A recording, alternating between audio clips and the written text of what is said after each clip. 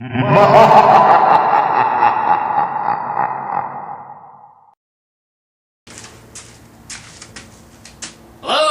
gentlemen! Today we're going to talk about some cast iron. I have a very large collection of cast iron, and 2024 Jay-Z said he's on a quest to pick up a good collection of cast iron, so I figured I'd just mess with his mind a little bit. Now I'm only going to show you one little smidgen of it today, but maybe it'll help you out when you're shopping for your cast iron. Now if you make a comment on this video about your favorite Teflon skillet, go away, the men are talking. Okay? Don't want to hear about your little Teflon skillet, you know, and how light it is and how nothing sticks to it. We're talking cast iron, black steel, man stuff. Okay, here's the skinny. There's been many manufacturers of cast iron in the United States, but the most famous ones are Lodge, which is still in production today. And then you have Griswold, Erie, and Wagner. Those last three are out of business. But they did make a lot of cast iron. It's all the old stuff. Some of it has their name on it. So if you see some cast iron with Griswold, Erie, or Wagner stamped on it, buy it. It's the good stuff. Now there's a lot of other stuff that they made, they didn't put their name on it. And after a while, you can recognize what is theirs even if it doesn't have the name on it. But basically you're looking for a real smooth casting. You want a professional looking casting. If it looks like the beach and it's got a bunch of sand ripples and stuff, it's garbage. It's going to be brittle, it's pot metal, it's probably some Chinese made crap. Now, I do have some Korean cast iron. It's really good. Some Japanese. I even have some stuff from Taiwan. It's good, it's heavy, and the casting's perfect. It's just you got to be careful. I even have one or two pots made from China, but they're a better quality. Alright, let me show you what I got on these griddles.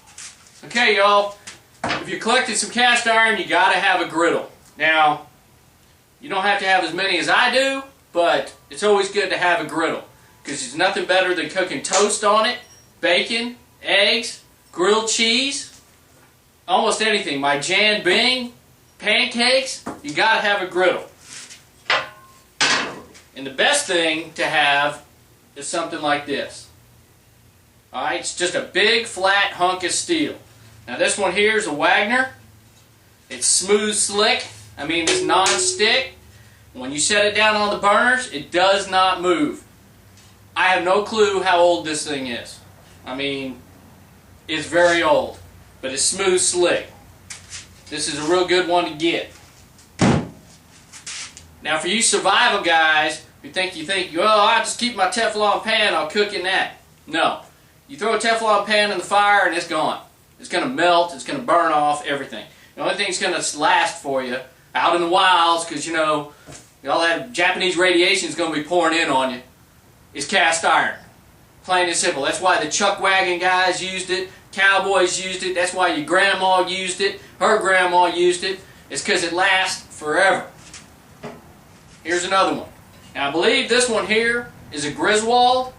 It's very old, but it's one of those ones without a name on it. Once again, smooth slick, non-stick, perfect griddle. Now the deal is, why do you need more than one? Well, you got your pancakes going right here, and then over here you got your bacon and eggs, or you got your toast, or you got a waffle or something, I don't know. You gotta have, when you're cooking for people, you gotta have the room to get it done, so it all comes out at the same time. There's nothing worse than having, you know, cold bacon and hot eggs, and your pancakes are all mushy and soggy. Ain't working. Just pick up a couple of griddles. You know, put two on the stove. Don't be lazy. You know, you're already cooking anyway, so cook. And hell, it might work as a bulletproof vest one day. Alright, let's get to the next one. This one here is a mystery one. I believe this one's out of Korea. Now if you look at this one, it's got a little ridge around the top. And on the back, it's got that griddle. It's got all the griddle. So you can stick this on the fire, throw your steak on it, and it burns them lines in it. Then turn it, and then you got your tic-tac-toe lines on it. It also has a little space here in the corner, you know, where you're supposed to push all the grease. I always push the grease back towards my meat. Same thing here. It's got the little depression, the grease rail. It all runs back over to here. It's well engineered, good piece of steel, smooth, slick. Once again, and like I said, I got 3 because you know when I'm cooking, you got 4 or 5 guys in deer camp. You know, you just bust out the turkey fryer and lay one on each one of them and get after it. You know, put them to work. Y'all, I'm doing this in the garage and it's damn hot. Alright, now this one's an interesting skillet. This is a breakfast skillet, and it has the name on it. I'm not sure what it is. I believe it's a Wagner. Anyway, it's a breakfast skillet. It's got just a place for your bacon and eggs, and then it's like a small individual serving pan. It's really neat. Find these on eBay every now and again, but this thing must be 50, 60 years old. I don't use this thing much because I never cook for just one. Alright, now this is very important. I'm sure you've seen these right here. This is made by Lodge. Now this is a fajita skillet. Now if you go to a Mexican restaurant, a lot of times they'll have the wooden platter underneath. Bam, they serve you your fajitas like that. Now, this is a fajita skillet in most of the country, but if you're in Texas, we get this. Understand, this is Texas. We're a beef state, so when you order fajitas here, you get the big skillet. Your skillet, the Texas skillet. That's how it works. This is the griddle. This is made by Lodge also, but it's twice the size of this one. So you guys getting ripped off. You need to get down here to Texas. Don't stay. We've already got too many people here. But that's a Texas-sized griddle for fajitas right there. And I mean, they serve it on the plywood board. And man, it's a Texas-sized helping right there. Like I said, once again, smooth, slick, and I can use this griddle anywhere. Cook bacon, eggs on it, whatever I want. Right there. You know, these are also known as comals. If you're down around here, a lot of people call them a comal. Now, last but not least, I have a new addition to my product line. Right here. Look at that. Lodge has a pizza pan. This is for pizza. Now, why would you want to use big old griddle for pizza? The deal is when you cook with cast iron, preheated. You put this in the oven, you get it nice and hot, or put it on the burner, put it nice and hot.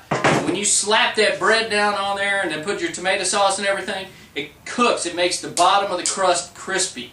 Same thing for cookies. If you use cast iron cupcake molds, same thing. Cornbread, the whole thing. It's crispy all the way around. It makes it taste 100% better. You know, can't explain it enough. Now this one here is plenty big. It's like 20 inches across. It's nice and heavy.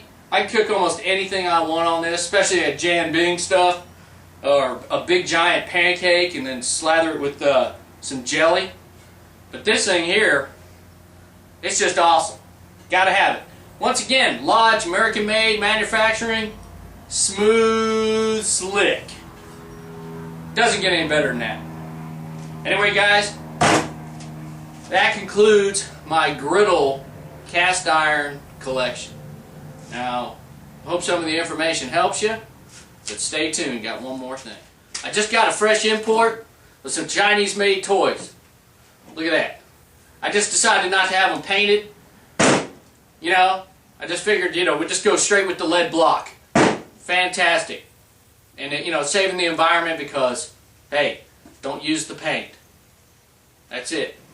Chinese made toys. Let's get some. You can check out my website. Yeah.